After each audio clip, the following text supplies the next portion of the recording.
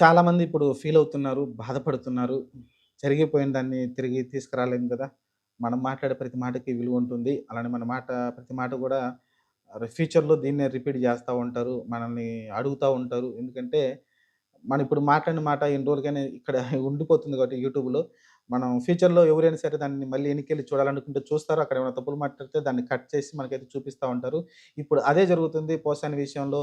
అలానే ఆహ్, ఆళ్ళ అమ్మాయి శ్రీరెడ్డి విషయంలో గావచ్చు, మిగతా సోషల్ మీడియా ఎవరైతే మెయిన్ ఫేమస్ ఉన్నారో వాళ్ళందరి మీద గూడా అయితే కేసులైతే ఆల్రెడీ నమోదవుతున్నాయి. అలానే శ్రీరెడ్డి మీద కేసు నమోదైంది. ఆల్రెడీ అరెస్ట్‌కి సిద్ధం జేస్తున్నారు. అలానే పోసాని భయపడి ముందే ప్రెస్ మీట్ పెట్టడం జూసాం.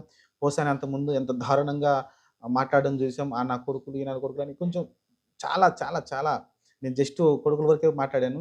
ఇంకా చాలా దారుణమైన మాటలైతే ఆయన మాట్లాడడం జూసాం. పోసాని గారైతే అప్పుడున్న వైసీపీ అధికారంలో ఉంది గాబట్టి, ఆ అధికార బలం వల్ల